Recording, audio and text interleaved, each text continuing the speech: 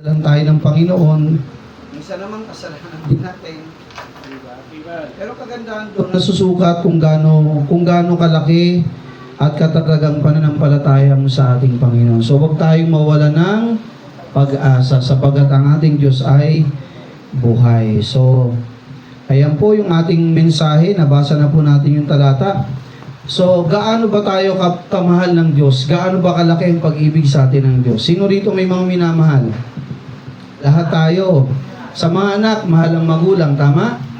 Sa ating may asawa, mahal natin yung ating mga partners, di ba? Mahal natin ang bagay man o tao man sa mundong ito. Hindi po masama na magmahal. Pag hindi ka marunong magmahal, hindi ko alam kung tao ka. Kasi ang alam kong tao, nagmamahal. Amen? Okay, may pinag-aralan man o wala. Okay, sabi rito ng Panginoon sa Jeremiah 31, verse 3, gaano tayo kamahal ng Diyos?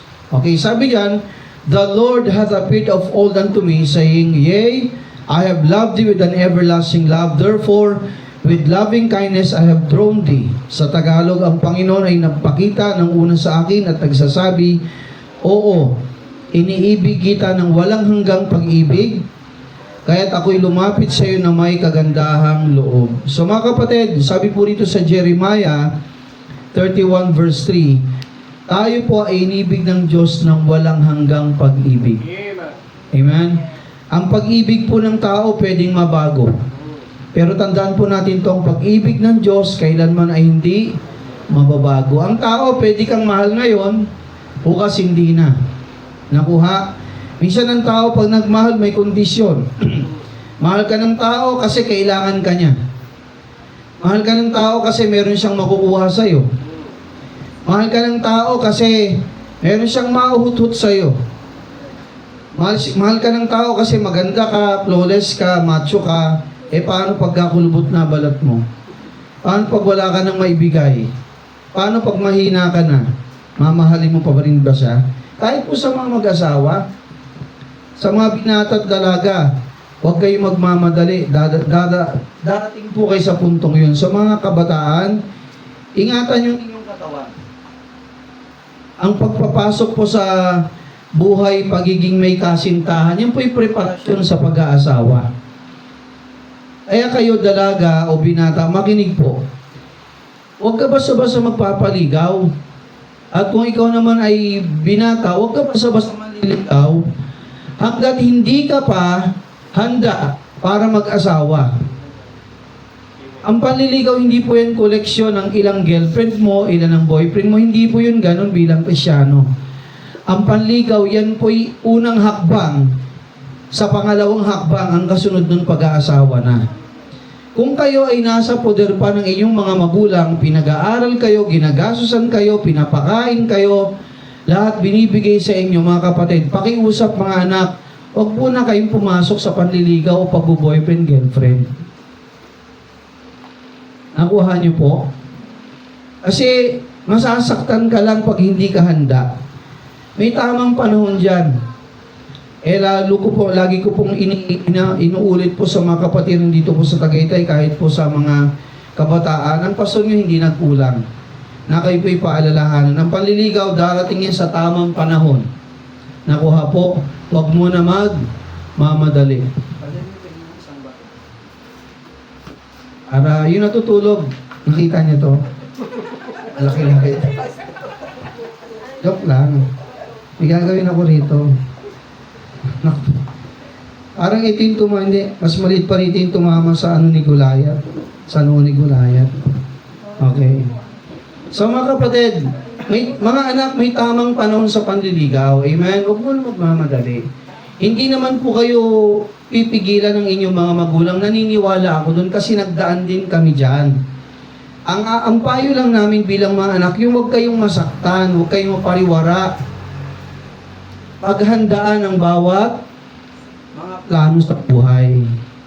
O, di ba? Imbis na nag-aaral ka, bit-bit mo tuloy yung anak mo, di ba? Titingnan mo yung napasok sa eskwelahan, imbis na ka-graduate ka na, ikaw, napaaga ka naging nanay. Hindi mo naabot yung pangarap ng magulang mo para sa'yo. Malungkot ang magulang pag gano'n, alam niyo ba? Yung mga magulang niyo minsan hindi nagpapakita ng luha sa inyo, pero umiiyak yung mga yan. Hello? Kaya mga anak, kami makikiusap lamang sa inyo. Huwag mo na pumasok sa panliligaw hanggat hindi kayo handa. Kasi, pag may nangyari sa inyo na hindi pa dapat, yan ay nagbuntis. Naku po, buti kung matino yung lalaking nakabuntis sa'yo eh. Paano tatakbuhan ka? Iba hindi aakuin yung laman ng tiyan mo. Di isising-alila ka. Ay, yung lalaki naman, nakasakit ka. O di ba? Okay ba sa iyo mas nakasakit ka ng damdamin ng iba? Hindi po tama yun bilang mga Kristiyano. Pangalawa, tayo mga kabataan bilang mga Kristiyano. Actually, kahit adult, hindi binibigay ang ating katawan. Ito po'y paalala rin na, Paso, bakit mo ba nasingit? Kasi kailangan lang eh. Okay, pag kayo may kasintahan pa lang, yung katawan ng babae, hindi pa sa'yo yan. Yung katawan din ng lalaki, hindi rin sa'yo yan, hanggat hindi pa kayo nakasal. Pasalamat kayong inyong paso, nagkakasal po ako. Kung bakit ko rin po kinuha yung lisensya sa pagkakasal, kasi gusto ko rin pong makatulong sa bawat membro. Nakuha niyo mga kapatid. Hindi yung maghanap pa tayo ng pastor. Pambira, ikaw ang pastor, wala kang lisensya magkasal. O, diba? Kaya praise God, inasikaso ko po yung lisensya yun para ako'y may ikasal. Kasi alam ko po, hindi lamang naman puro bata ang nasa simbahan. Mga adults din, di po ba? So mga kapatid, yun po, no? Paalala sa atin ng Panginoon na tayo po ay minahal niya. Sabi niya, no, I have loved thee with an everlasting love. Wow. Isipin mo yung pambihirang pag-ibig sa atin ng Diyos. Sabi diyan, minahal niya tayo ng walang hanggang pag-ibig. Tandaan, ang pag-ibig ng tao ay nagbabago. Pero ang pag-ibig ng Diyos kailanman ay hindi magbabago. Nakuha po. Sabi niya, therefore, with loving kindness I have drawn thee. Kaya nga, yung bang pag-ibig na may kasamang kabaitan, niyakap tayo ng Diyos eh. Kahit hindi po tayo mga kaibig-ibig. Nung nagkasala si Eva at Adan, doon tayo naging kaaway ng Diyos sa totoo lang. Dati ang ganda po ng talamitan ng fellowship ng relasyon ng Diyos at ng tao. Nung hindi pa nagkakasala si Adan at Eva, nakakausap sila ng Panginoon personal. Nakuha niyo po, sabi nga sa Genesis, ang Diyos ay naglalakad kasama nila sa Garden ng Eden. Pero nung nagkasala si Eva at Adan, doon na nasira. Kumbaga nagkalamat ang relasyon ng Diyos at ng tao. Kasi ang tao ay pumasok sa kasalanan. Pero sabi ng Panginoon, minahal niya tayo ng walang hanggang pag-ibig. Okay? Sa tao, hindi po natin yun makikita. Okay, sabi nga sa John 3:16, ano pong kapahayagan sa talata? Basahin po natin. Sabi diyan, for God so loved the world that He gave His only begotten Son, that whosoever believeth in Him should not perish, but have everlasting life. Sa wikang Tagalog, sapagat gayon na lamang ang pagsinta ng Diyos sa sanlibutan, na ibinigay niya ang kanyang bugtong na anak, upang sinong sumampalataya sa Kanya, ay huwag mapahama kundi magkaroon ng buhay na walang hanggan. Isipin mo, makinig po nagkasala ang tao. Okay, si Eva at Adan ba nung nagkasala, lumapit sa Diyos o nagtago? Nagtago sila. Sa totoo lang mga kapatid, ang tao nung nagkasala, walang kakayanang makalapit sa Diyos. Kaya balikan natin yung kaso ni Eva at Adan. Sino ang bumaba at naghanap sa kanila sa Garden ng Eden? Ang Diyos. Ano sabi ng Panginoon? Di nagkasala sila. Sa kahiya nila, abay nagtakip sila ng dahon ng yung fig leaves. Yung fig tree, mga dahon nun. Ginawa nilang apron, pambalot sa katawan, at nagtago sila sa halamanan. Biglang dumating ang Panginoon, narinig nilang yabag ng Panginoon. Ano sabi ng Panginoon? Adan, saan kayo? Nandito po kami. At kayo nagtatago? Natago po kami. Bakit? Mga hubad po kami. Sino sabing hubad kayo? Diba, nakita nila ang kanilang mga sarili pagkatapos silang magkasala? Makinig po mga kapatid, ang taong makasalanan sa totoo lang, walang kakayanang makalapit sa Diyos. Kaya nga kailangan pababain si Kristo ng Ama. Nag-gets nyo po mga kapatid? Dahil nga ang tao walang kakayanang makabalik sa Diyos. Dahil tayo dumumi na sa kasalanan, anong ginawa ng ating Ama sa Langit? 2,000 taon na nakalipas, sabi diyan, binigay niya ang kanyang bugtong na anak na si Jesus. At namatay dun sa krus ng Kalbaryo, binuwis ang kanyang banal at dalisay na dugo sapagkat ang tao walang kakayanang makalapit sa Diyos. At wala rin tayong kakayanan mapatawad ang ating mga sariling kasalanan. Hello? Nakuha niyo mga kapatid? Kailangang ipako si Kristo sa krus ng Kalbaryo. Hindi po sapat yung kabutihan ng tao. Sabi nga ni Haring David, ni Jeremiah, di ba? Ako'y uod lang sa harapan ng Diyos. At sabi pa, ako'y basahan lang sa harapan ng Diyos. Mga kapatid, propeta na yun, hari pa ng Israel. Isang propeta, si Jeremiah, at si David, hari ng Israel. Anong sinabi nila? Ako'y basahan lang sa harapan mo, sabi ni Isaiah. At sabi ng isa, ako'y uod lang, Panginoon, sa iyong harapan. Sapagkat ang tao po'y walang kakayanang, mga kapatid, makalapit sa Diyos. Kaya it took His Son, His only begotten Son, Jesus Christ, to offer Himself at the cross of Calvary, just to give His life for you and me. Amen? For our redemption. Mga kapatid, Jesus Christ sacrificed Himself for our sins because we don't have the ability to forgive our sins. Wala po tayong kakayanan patawarin ng ating mga sarili. Religion cannot forgive your sins. Alam niyo ba, libo-libo ang religion sa buong mundo. Nung panahon ni Kristo, 2 o 3, Pariseo, Saduseo, tsaka Escriba. Wala nang ibang relihiyon. Pero nandun na po si John the Baptist nung time na yon. Isang Baptist na nagbabautismo ng lahat ng mga nagsisi. Si John the Baptist po yun. Abay mga kapatid, hindi kayang. Kaya nga anong ginagawa ng mga Israelita during the Old Testament, taon-taon napunta sila sa Israel, sa Jerusalem, particularly sapagkat nandun ang templo. Bawat isa magdadala ng, depende sa kakayanan mo. Kung ikaw ay mayaman, baka. Kung ikaw ay middle class, tupa. Pag mahirap ka, kalapate. Turtle dove. Anong dahilan, Pastor, bakit sila taon-taon pupunta sa templo?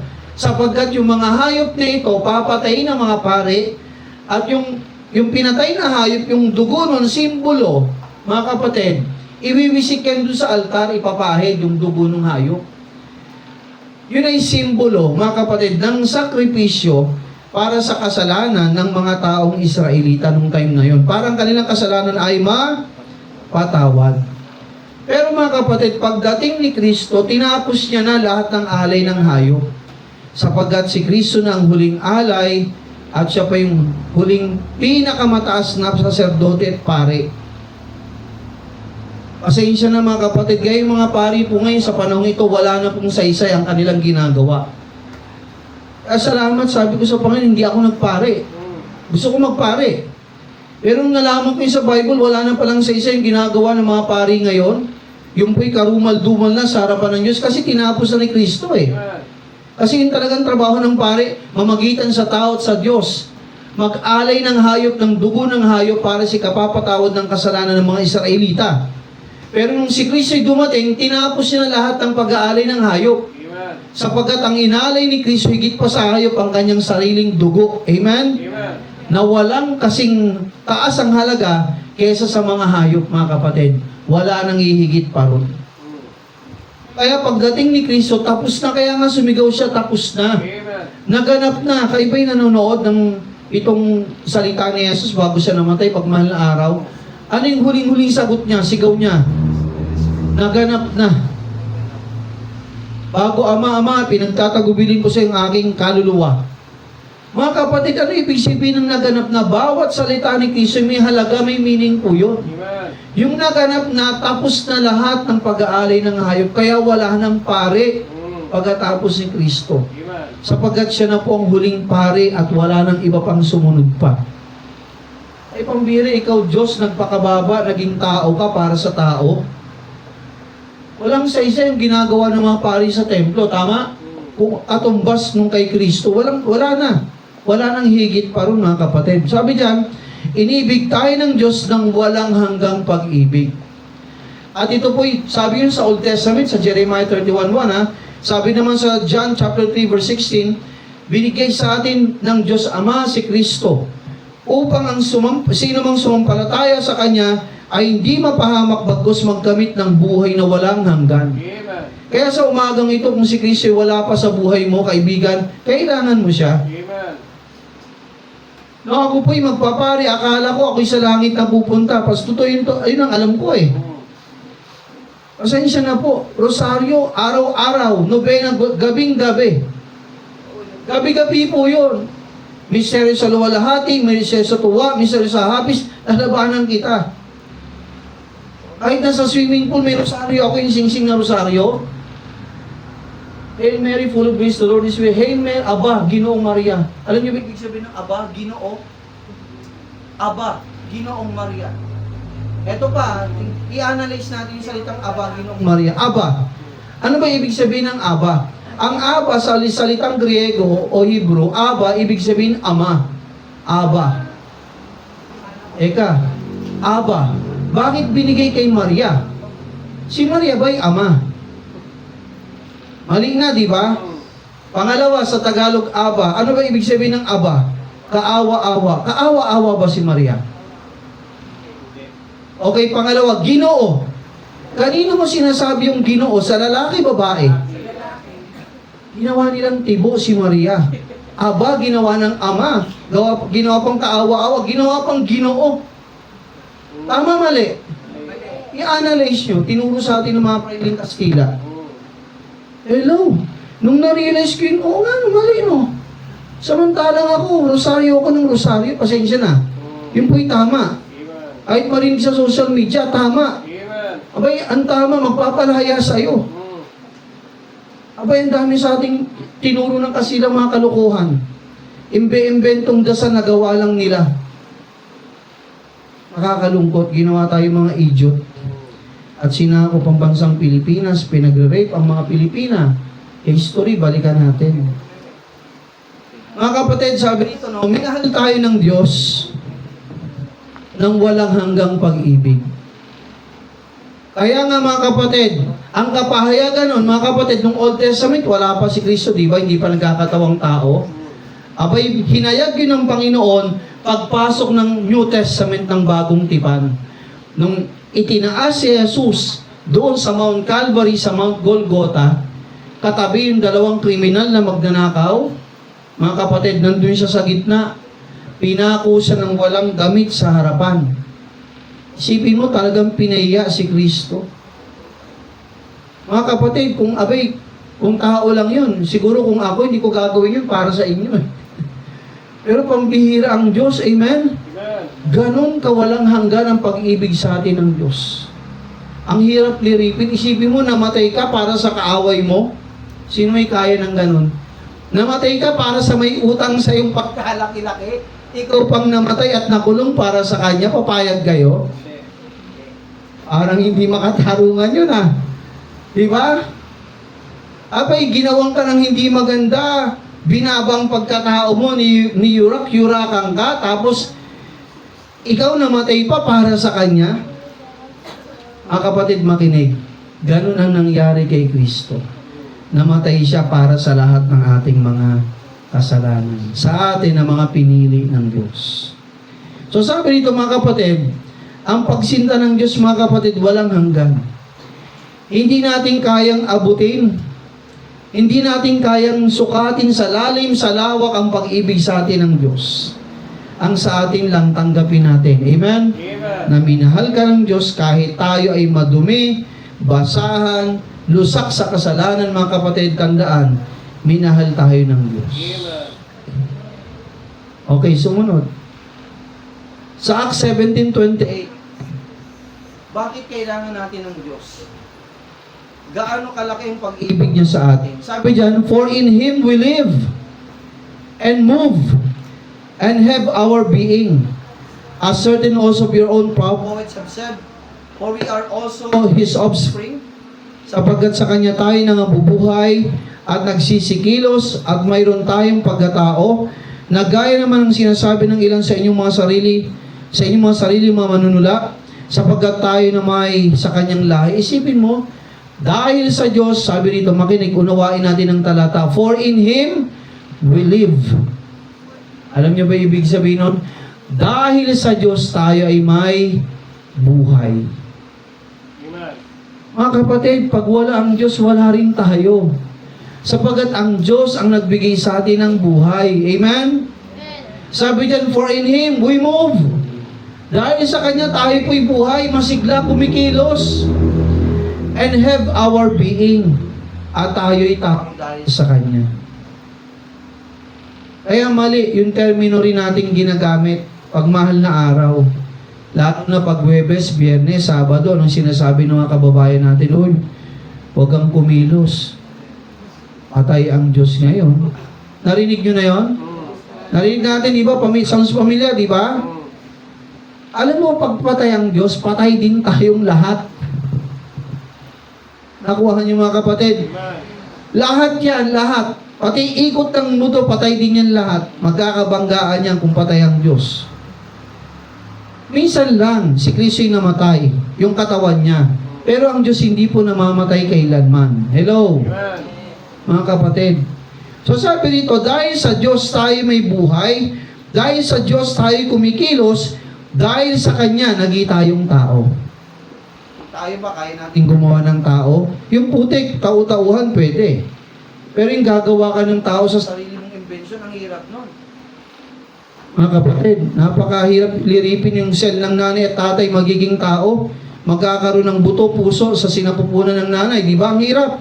Pero sino may gawa nun? Ang Diyos. Kaya mga kapatid, isipin mo pambihirang pag-ibig sa atin ng Diyos. Grabe. Ang hirap unawain, ang hirap isipin, pero praise God. Amen? Amen. Minahal niya tayo.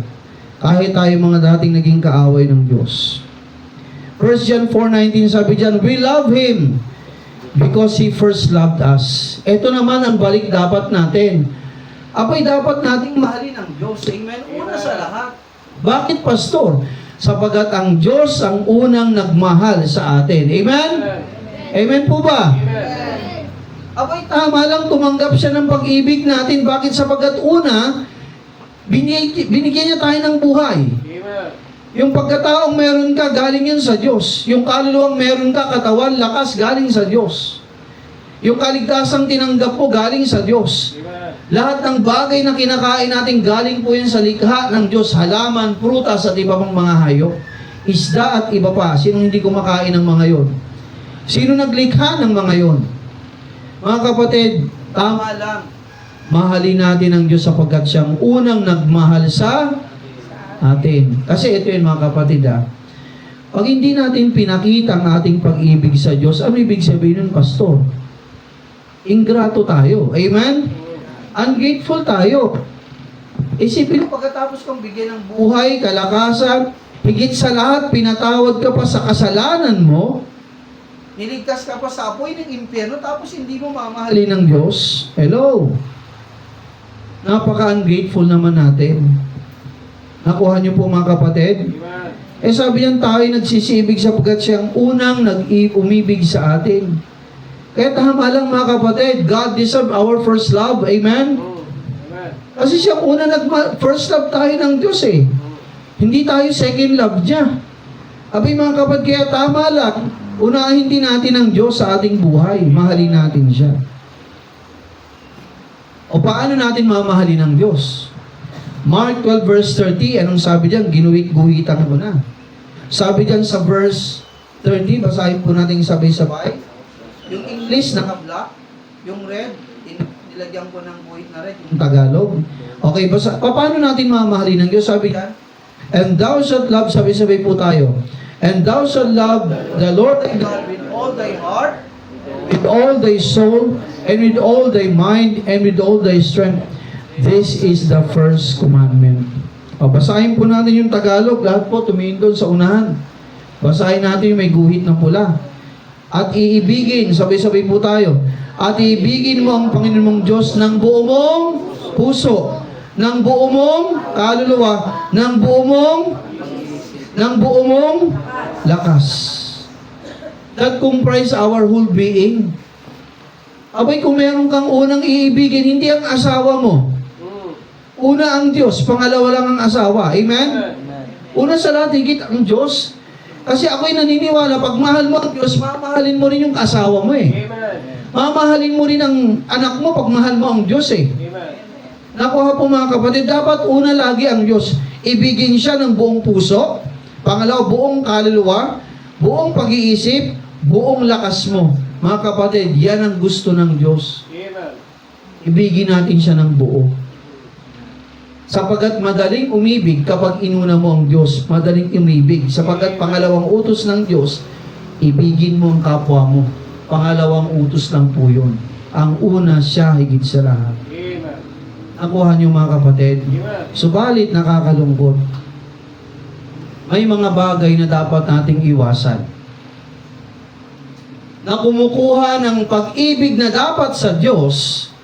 Ang mga bagay nito mga kapatid, kumukuha, umaagaw ng pag-ibig na dapat binibigay natin sa Kanya. Tulad ng pastor, mga bagay-bagay bilang mga Kristiyano, hello, kung ikaw ay tumanggap na kay Kristo, pakaiwasan mo ito. Una, ano po yung pastor?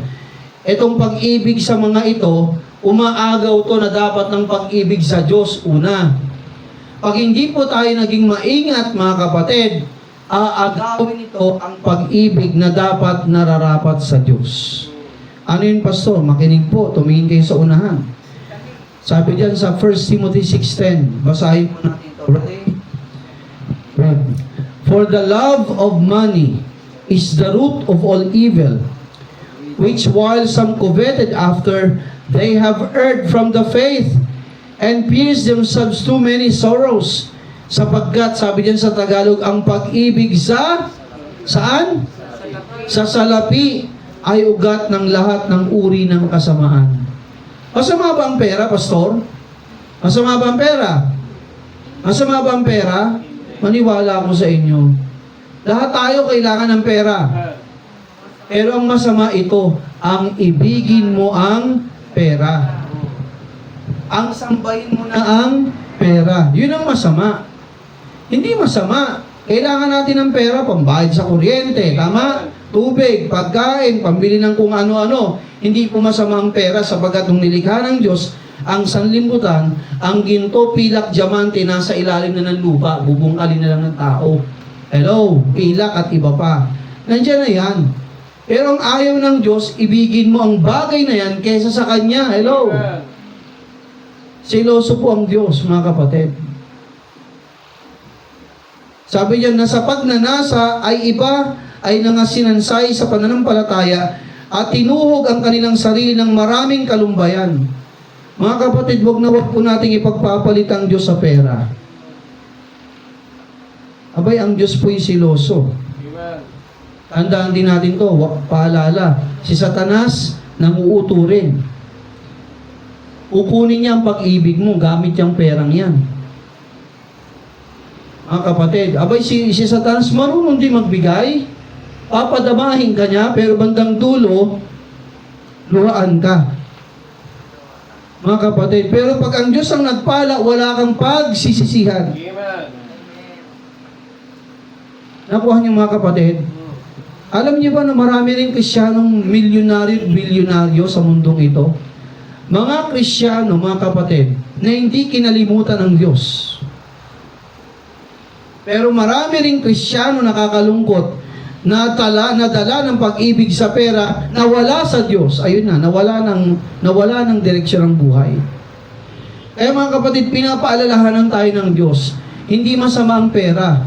Pero yung dapat na oras, panahon, pag-ibig at atensyon na sa Diyos mo binibigay, nahati. Nakukuha, hindi nahati. Nakukuha pa. Yun ang masaklap nun. Ulad sa mga pananambahan. Nakuha niyo mga kapatid. Abay, napakabait sa atin ng Diyos. Isang linggo sa isang araw. Hello, tama? Kasi sino lang yung huwag kang mawawala ng prayer meeting pag Wednesday ng hapon. Meron po tayong prayer meeting dito. Pag Wednesday ng hapon. Sapagkat sabi sa Bible, huwag po nating tingnan natin ang Bible. tayo sa Hebrews 10:25. Kasi ito nakakalungkot, minsan nakakalimutan to ng mga Kristyano. Yung para bang sa kanila, okay lang, huwag tayong dumalo ng pananambahan. Ay, okay lang. Akala nila okay lang. Sino bang lugi? Hindi tayo, sila. Hebrews 10:25. Ayun, napakalinaw. Basahin natin. English, Tagalog pa yan. Ito'y paalala sa ating mga Kristyano. Huwag nating ipagpapalit ang Diyos. Amen? Abay, kung siyang unang umibig sa atin, dapat unahin natin siya. Amen? Kaya nga, alam niyo ba, ang linggo, nilagay ng first day of the week sa kalendaryo, Sunday, unahin ng Diyos. Bago mag-Monday, Tuesday, Wednesday, Thursday, Friday, abay, Saturday, unang araw ng linggo ay Sunday. Para sa Diyos yun, bago ka magtrabaho, bago ka magpakalunod sa trabaho ng 6 na araw, abay, yung linggo, ibigay mo sa Diyos. Kaya nga, unang araw yun eh. Yun ay para sa Diyos. Lunes hanggang Sabado, sige, 24 oras kung kaya mo. Magtrabaho ka araw-araw kung kaya mo, ha? Pero ang Panginoon, araw niya, linggo eh. Bigyan mo sa Kanya.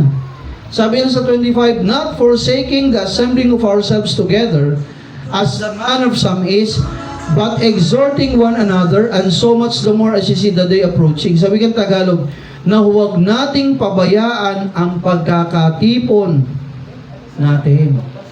Yung ating mga pananambahan, mga kapatid. Ang pananambahan natin dito, meron tayong prayer meeting ng Wednesday ng hapon. We understand sa malalayo. Naintindihan natin yung pwede kayong manood sa YouTube. Meron tayong channel, Lighthouse IBCTM. Marami po tayong videos doon. Nandun na po karamihan ng preaching, pwede po kayong manood doon. Minsan nagla-live naman tayo, pwede rin kayong manood. Or kung makakarating naman kayo at malapit lang tayo. Sabi niya, no, abay kung mahal mo ang Diyos, hindi mo siya ipagpapalit. Amen? Sa pera. O bakit magkano bang isang araw mo? O tayo mga Kristyano, dapat matutunan natin to. Dapat matutunan natin to na huwag mong ipagpapalit ang araw. Mga kapatid, ako'y saludo sa mga Kristyanong may paninindigan. Alam mo ba, ito makinig ha, sa panahon ngayon, mga kapatid, ay kumindig ka. Akala mo, ito hamon ko sa mga Kristiyano, ito hamon ko bilang pastor sa atin, hamon to ng salita ng Panginoon. Na huwag nating ipagpapalit ang araw ng Diyos sa ibang bagay. Amen? Dahil siya ay silosong Diyos. Siloso siya. Hanapin natin yung talata. Sabihin nyo, niloloko kayo eh. Ano wala? Sorry. Sino sa atin ang hindi po nagsiselos?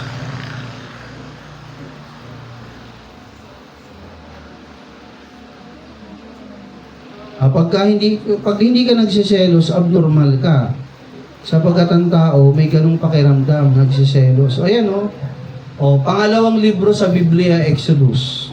Basahin natin ang English at Tagalog. Sabi ng Panginoon, thou shalt not bow thyself unto them, nor serve them, for I, the Lord thy God, am a jealous God. Sa wikang Tagalog, huwag mong yuyukuran yung mga ribulto. Yun yung mga estatwa.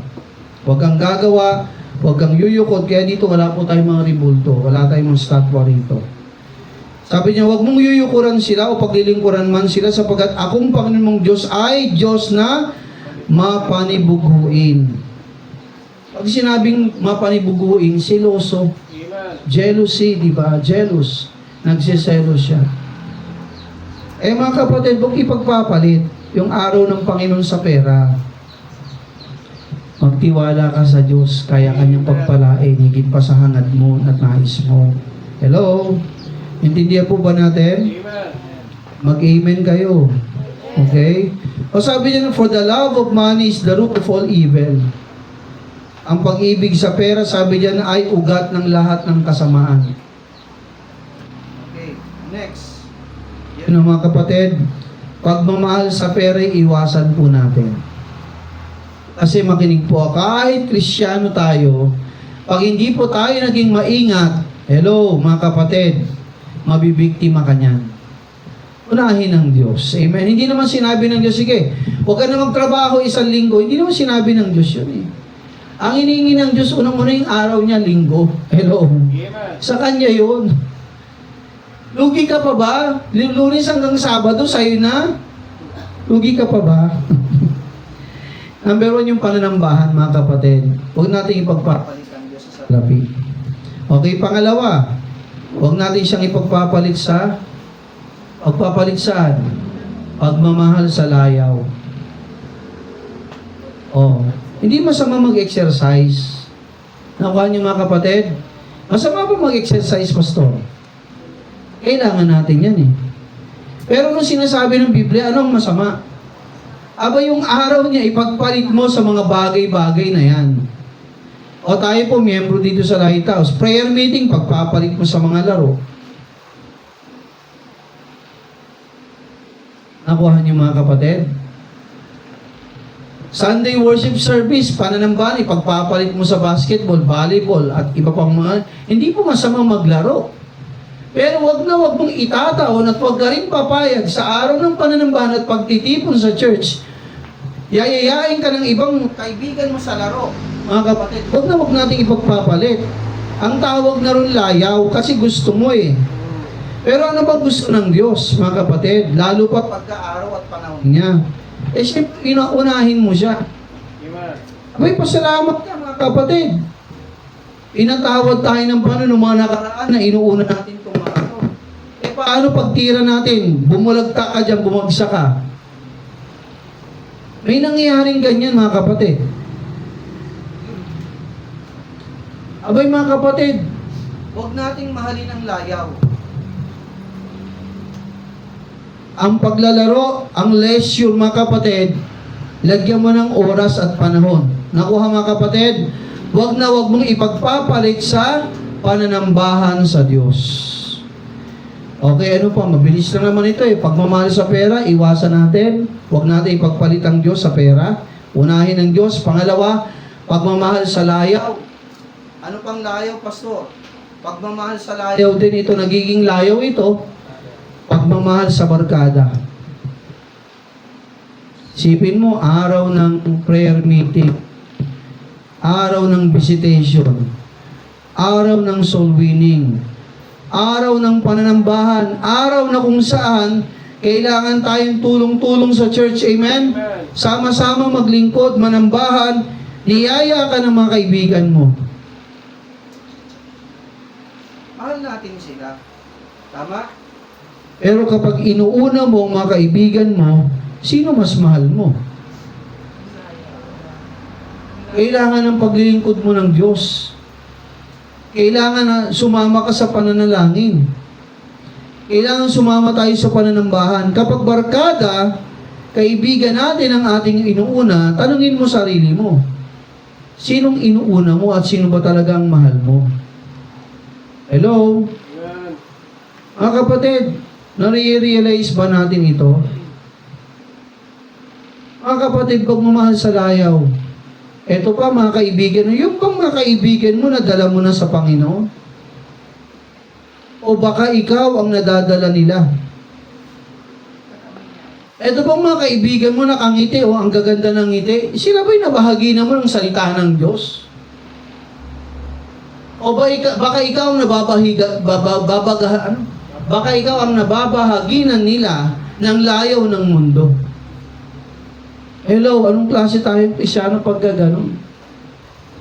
Nasaan ang uunahin mo rin ng Diyos? Nagets yung mga kapatid? Ano pa, pastor? Layaw, nagiging layaw. Pagmamahal sa mga lakad. Hello, mga kapatid. Araw ng pananalangin, mga kapatid, araw ng mga paghayo, araw ng mga pagbisita, araw ng mga pananambahan, araw na kung saan kailangan ang tuwang mo sa gawain ng Panginoon. Uunahin mo yung mga lakad. Nasaan doon ang pag-ibig mo sa Diyos? Di ba inuna ka ng Diyos? Hello? Di ba inuna tayo ng Diyos? Kapag uunahin mo yung mga lakad na yan, mga kapatid, na naka-schedule naman ang pananambahan natin, alam mo na eh. Tama? Amen. Alam mong kailangan kang tumulong sa gawain ng Panginoon, maglingkod, magbisita. Abay, natin at kung ano-anong mga lakad. Alam mo, makinig ka. Bago ka mag-alala, inisip ka na ng Panginoon. Amen. Bago pa tayo mag-alala sa ating mga pangangailangan, listen mga kapatid, inisip na ng Diyos ang pangangailangan mo. Amen. Ang gusto lang ng Diyos, unahin mo siya. Amen? Amen. Huwag mong itatapat ang mga lakad mo sa mga pananambahan, pagtitipon, paglilingkod, pagkakaisa, na kung saan ang church ay nagtitipon-tipon. Hello mga kapatid? Huwag, please. Bakit, Pastor?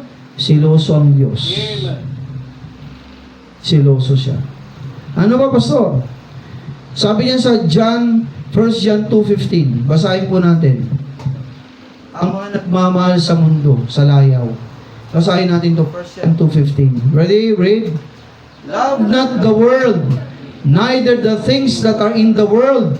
If any man love the world, the love of the Father is not in him. Naintindihan niyo ba yan? Amen. Tagalogin natin. Huwag ninyong ibigin ang sanlibutan. Ano ba yung nasa sanlibutan? Pera, barkada, lakad, at iba pang layaw. Inuuna mo yon. Ano sabi ng Panginoon? Huwag niyong iibigin ang mga yon.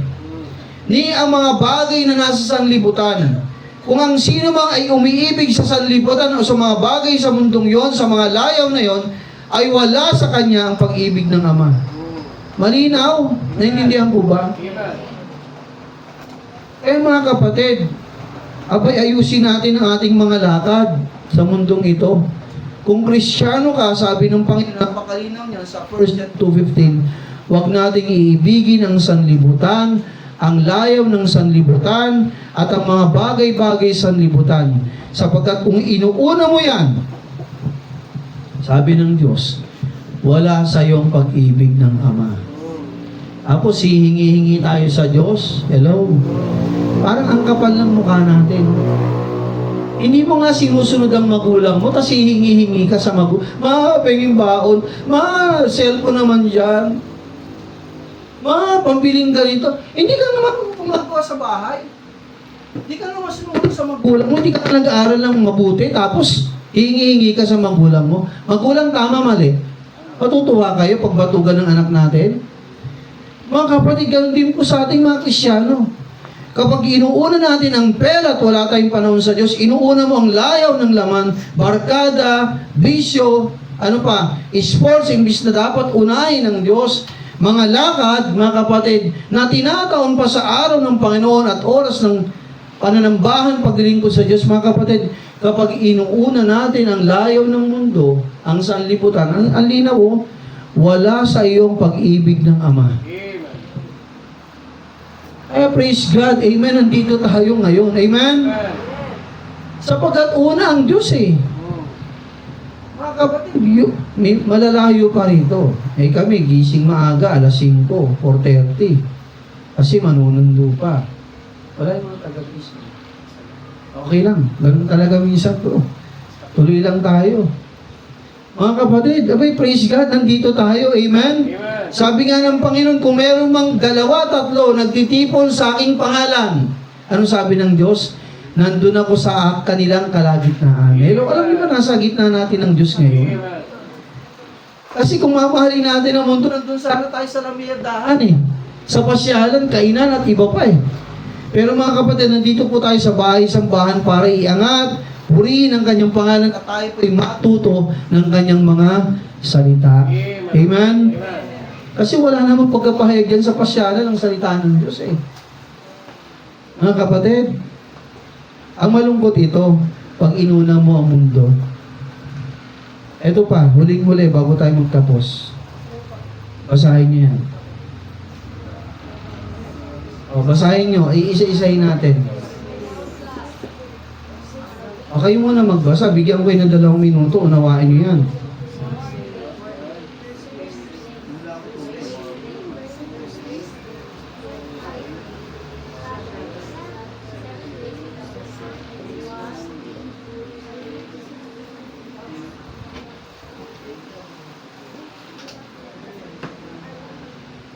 Naunawaan nyo? Sabi dyan, kung hindi mo uunahin ang Diyos without God, our week will be, yung isang linggo yung linggo, imbis na para sa hindi yung binigay sa Diyos, ano mangyari sa loob ng isang linggo? Sabi dyan, Sunday. Yung Sunday mo, hindi Sunday. Yung araw pa lang ng kinuha mo na, nagkasala ka na. Sunday. Pangalawa, yung kinabukasan mo, hindi Monday. Morn day, puro ka reklamo. Puro ka angal. Kasi ano ba yan? Wala eh. Yung sa Panginoong araw, kinuha mo eh. Yung Tuesday mo, ano magiging? Imbis na Tuesday, magiging Tuesday. Sabihin ko sa'yo, iyak ka, lugi ka. Alam mo yung Wednesday mo, magiging Wednesday. Sayang. Hindi ka nagbigay sa Panginoon. Sayang nga. Hawak mo na sana, nakuha mo na. Sayang pa. Ino na may ibang bagay. Thursday, imbis na masigla ka, malakas ka, yan. Yung espiritu mo, uhaw na uhaw. Lugi ka. Yung Friday mo, hindi mo inuna ang Diyos, asahan mo yan, 5 day yan. Hindi Friday yan. Gulo yan. Mga kapatid, yung Saturday mo, kala mo masaya, Saturday. Ano may ibig sabihin Saturday? Wasak. Sira. Saturday, mga kapatid. Mga kapatid, kung hindi natin unahin ang Diyos sa ating buhay, yung isang linggo mo magiging 1 week. Yung week na hindi yung linggo Ano yung week? W-E-E-K, yun yung week, isang linggo, di ba? 1 week. Eto, W-E-A-K. Magiging mahina ka. Gutom yung espiritu mo. Nakuha niyo mga kapatid. Tandaan natin to. Listen, bago tayo magtapos. Hello. Sabi ng Panginoon, I have loved thee with an everlasting love. Inuna ka ng Diyos. Nagpapahinga ka na, ang Diyos nakatingin pa rin sa atin. May guardian angel ka pa. Binabantayan ka ng anghel natin, ng Panginoon. Pagising mo, ginising ka ng Panginoon. Pagpasok mo sa trabaho, iningatan ka ng Panginoon, binigyan ka ng lakas sa buong maghapon. Uuwi ka, iingatan ko ulit ng Panginoon. Tutulog ka, sasamahan ka pa rin ng Panginoon. Iiwan mo yung tahanan mo, iniingatan niya ng Panginoon. Tapos makinig, hindi natin siya uunahin. Remember this mga kapatid, ang Diyos ay seloso. Amen. Huwag nating hayaan na ang Diyos ay magselo sa atin. Hello? Mga kapatid, unahin natin ang Diyos. Sa mga kapatiran natin, alam ko busy kayo sa inyong tahanan. Pero yung Wednesday, sumama kayo. Amen? Pagdating ng Sabado, meron tayong soul winning visitation. Hindi lamang po yung gawain ni Pastor, gawain ng asawa ni Pastor. Lahat po tayo simbahan, tulong-tulong tayo. Amen? Sa pag-iimbita, tulong-tulong tayo mga kapatid. Alam niyo kung tayo lang mag-iimbita lahat, ay matagal ng puno to. Hello? Iba't ibang klase ng isdang mahuhuli natin. May mayaman, may middle class, may mahirap. Amen? Alam niyo isang bagay sa ating pangangailangan din, kailangan natin makahuli ng maraming tao at isda. Isang beses, bago tayo magtapos, nagtanong yung mga disipulo ni Jesus sa kanya, Panginoon, susunod kami sa iyo. Anong gana namin? Anong benefits namin? Paano kami kakain? Paano yung aming pangangailangan? Si Jesus, doon sa mahuling isda, kumuha ng isa. Pagkakuha ni Jesus ng isda, binukan niya yung bibig. Binuksan niya yung bibig ng isda. May lamang coins. Anong sinabi ng Panginoon? Kapag kayo sumunod sa akin, hindi ko kayo pababayaan. Sapagkat mga kapatid, ang tao may iba-ibang kakayanan. Hindi naman babagsak ang pera sa langit. Kasi kung bumagsak yan, wasak na itong bubong natin. Yung pera niya yung babagsak, ang gagamitin niyan, mga isda. Amen? Amen. Mga isda rin sa dagat, mga tao rin ang makakatuwang natin sa ating mga pangangailangan. Amen? Amen.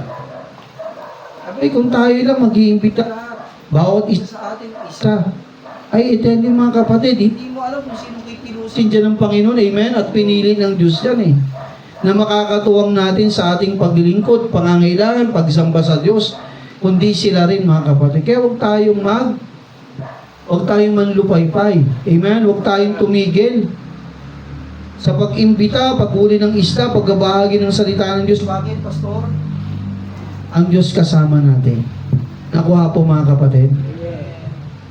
Mga kapatid, unahin natin ang Diyos. Kapag inuna natin ang Diyos, as we close, basahin natin yung Matthew 6:33. Bago tayo magtapos. Matthew chapter 6 verse 33. Okay, basahin natin to. Okay, ready na? Nakita na? Basahin natin 33. English Tagalog. But seek ye first the kingdom of God and His righteousness, and all these things shall be added unto you. Sa wikang Tagalog, datapwat, hanapin muna ninyo ang kanyang kaharian at ang kanyang katuwiran at ang lahat ng mga bagay na ito ay pawang idaragdag sa inyo. Amen. Sa wikang Tagalog, kasi yung mga unang talata dyan, balisarin yung mga disipulo. Panginoon, pag sumunod kami, paano na? Sabi ng Panginoon, hindi niyo ba nakita yung mga ibon sa impapawid? Nagtatrabaho sila? Hindi. Pero may kinakain sila araw-araw. Naghahanap lang. Nandun na yung pagkain. Uod, mga buto-buto. Hahanapin na lang nila. Hindi nga sila namang problema eh. Sabi ng Panginoon, yung mga ilog sa bukid, nagtatrabaho sila. Pero ang gaganda nila, hindi. Sabi ng Panginoon, hindi ko nga sila pinababayaan. Kayo pa kaya na mahalaga at inuna ko? Nakuha niyo mga kapatid? Amen. Kaya nga sabi dito ng Panginoon, anong dapat ng tao gawin? Unahin muna ang Diyos. Ang kanyang mga kalooban, ang kanyang kaharian, at ang kanyang katwiran. Sabi diyan, at lahat ng ating pangangailangan, ibibigay niya. Amen? Amen. Lakihan mong pananampalataya mo. Totoo ang Diyos natin. Hello? Hindi siya nagbibiro nung sinabi niya yan. Lahat ng ating pangangailangan nandito na. Unahin mo siya, pagkatapos mo siyang unahin, hanapin mo yung dapat kong hanapin, ibibigay niya. Nakuha niyo mga kapatid. Amen. So tayo pong lahat ay tumayo. Manalangin po tayo. Tayo pong lahat ay pumikit at yumuko. Manalangin po tayo. Dakilang Diyos sa aming mamasalanan. Sa mga oras na ito, Panginoon, kami po ay dumudulog at tumalapit sa iyo, Panginoon. Humihingi po, Diyos, ng kahabagan sa iyo. Tulungan mo nga po kami, Panginoon, na ang aming mga pananampalataya ng Diyos ay palakihin. Panginoon, kayo po nag-una sa amin. Minahal mo kami ng walang hanggang pag-ibig. At wala na pong tutumbas at lalampas pa sa pag-ibig na yon na binigay mo sa amin. Panginoon, dalangin ko po sa umagang ito, sa aming buhay, aming ma-realize kung paanong kayo po ang unang umibig sa amin, dapat lamang po na unahin ka rin namin sa aming buhay. Tulungan mo kami, Panginoon, bilang mga katiwala po ninyo, na sa araw-araw ng aming buhay, huwag ka namin kakalimutang unahin, purihin, sambahin, pasalamatan, alayan ng pinaka-best na alay na meron kami kundi ang aming mga buhay at lakas.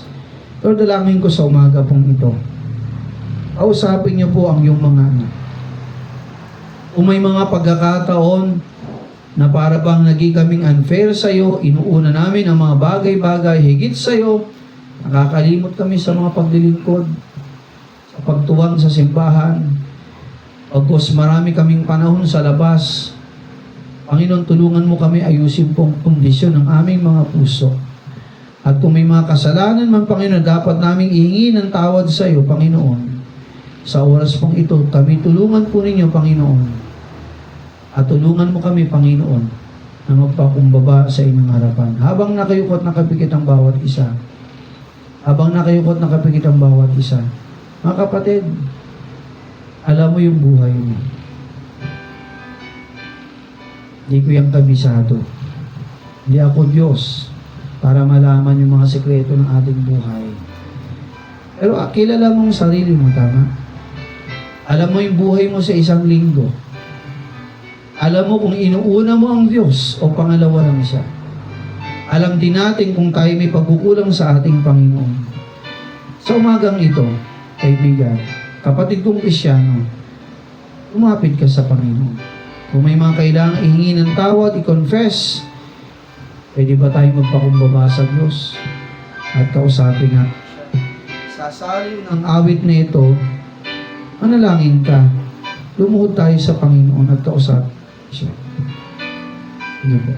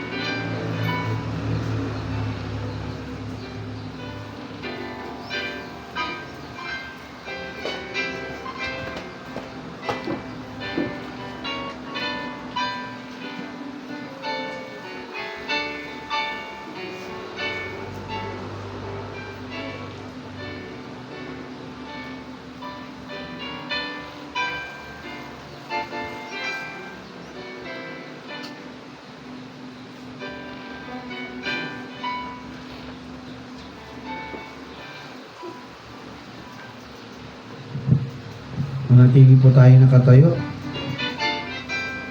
at nakayupot sa ating dagit ng kung ikaw ay first time na nakadalo sa ating pananambahan, mahal ka ng Diyos. Mahal ko man sa buhay o kaibigan natin. Sa umagang ito, bago tayo magtapos sa pananalangin, nais kitang imbitahan. Si Kristo ba'y nakilala mo na sa iyong buhay? Si Kristo ba'y tinanggap mo bilang Panginoong tagapagligtas? Sabi ng Biblia, ang tao na wala pa kay Kristo, ang kanyang pangalan ay hindi pa nakasulat sa libro ng buhay. At sabi rin ng Biblia, kung si Kristo ay wala pa sa iyo, mapapahama ka sa lawa ng apoy ng impyerno. Sa lawa ng apoy. Habang nakayukot nakapikit, si Kristo ba'y tinanggap mo na sa iyong puso? Ikaw ba'y ligtas na? Ikaw ba'y meron ng katiyakan na ng langit o buhay na walang hanggan? Nais kong sabihin sa iyo, kaibigan, mahal ka ng Diyos. Kung ikaw may mahal ko sa buhay, mahal din kita. Una kang minahal ng Diyos bago pa namin sabihin kita o ka namin. Habang nakayukot na pikit ang bawat isa, meron pa sa ating kalagitnaan, magtataas po sa pagpray niyo po ako. Nais ko rin pong maging maayos ang aking buhay. Nais ko rin pong tanggapin si Jesus sa aking buhay bilang aking Panginoong tagapagligtas. Meron po ba sa ating kalagitnaan? Habang nakayukot nakapikit? Mahal ka ng Diyos. Si Kristo ay namatay sa krus ng Kalbaryo para sa iyo at para sa akin. Ang kailangan mo lang gawin, pagbuksan mo siya sa puso mo. Pero hindi na ako dati. Dahil ako'y lumaki ng reliyoso. Akala ko okay na ako nun. Pero taong 24 anyos ako nung na-realize ko na kailangan ko si Kristo higit sa lahat sa buhay ko. At simula nung nakilala ko siya, tinanggap ko siya sa aking puso, doon na nag-umpisa na binago niya unti-unti ang aking buhay. Una sa lahat, ang puso ko binago niya. Pangalawa, yung buhay ko, unti-unti niyang inayos. Kaibigan, mahal ka rin ng Diyos. Kailangan mo si Jesus sa iyong buhay. Habang nakayukot nakapikit, pagbuksan mo siya sa iyong buhay. Maaring bukas huli na. Sabi ng ngayon ang araw ng kaligtasan. Ngayon ang araw na ikaw ay lumapit sa Kanya at tanggapin mo siya sa iyong puso. Habang nakayukot nakapikit, meron po ba sa ating kalagitan? Huwag kang mahiya. Kailangan mo si Kristo. Kailangan mo siya sa iyong buhay. Meron po ba? Kung sakasakali mang nahihiya ka, no? Pag-uwi mamaya sa tahanan nyo, sa kwarto mo, kausapin mong Panginoon. Humingi ka ng tawad, magsisi ka. At sabihin mo sa Panginoon, patawarin ka sa lahat ng iyong pagkakasala at pagkakamali. At si Kristo, pagbuksan mo siya, ipagtiwalaan mo na siya'y namatay sa krus ng Kalbaryo para sa iyong mga sala. Binuwis niya ang kanyang banal at dalisay na dugo upang ikaw ay patawarin sa iyong mga kasalanan at iligtas ka sa lawa ng apoy ng impyerno, sa lawa ng apoy sa impyerno o sa kapahamakan. Pagbuksan mo siya sa iyong puso, sampalatayan mo. Kapag ginawa mo yan, kapatid, sabi ng Biblia, kaibigan, sabi ng Biblia, ang iyong pangalan ay naisulat na sa libro ng buhay. Hindi ka na mapapahamak pa kailanman sa impyerno pagkus ikaw ay sa langit natutunan. Gawin mo yun. Sa atin naman po, na mga tumanggap na dati kay Kristo, at mga members na ng church marahil. Mga kapatid, magpatuloy tayo sa Diyos. Amen? Unahin natin ang Diyos sa ating buhay. Huwag siyang pangalawa. Unahin natin siya. Sapagkat inuna niya tayo. Ganun kakamahal ng Diyos sa buhay. So tayo po'y manalangin. Dakilang Diyos sa aming Ama, purihin ka Panginoon sa araw nito.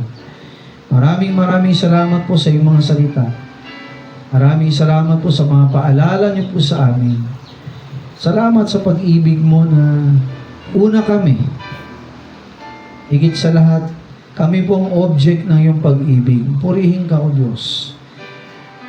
Tulungan mo kami, Panginoon, ng pag-ibig namin, ng pag-ibig mo sa aming tinanggap, ay ibalik din po namin sa iyo, Panginoon. Tulungan mo kami tumalima sa iyong mga salita. Salamat po sa iyong mga salita na aming natutunan sa araw nito. Huwag po naming mahalin ang sanlibutan. Ingatan po namin, Diyos, ang aming mga buhay. Unahin ka. At kapag inuna ka namin sa aming mga pagsikap, Panginoon, pagpapalain niyo po kami. Salamat po, Diyos, sa iyong mga pangako. Hindi mo kami iiwan kailanman, bagos ang aming mga pangangailangan, ay patuloy niyo pong ibibigay sa amin. Purihin kang muli itong aming dalangin at samo sa ngalan ni Jesus. Amen. Okay, be seated. Ayan. Maaari na po tayo makaupo. Tawagin po natin ang ating mga ushers.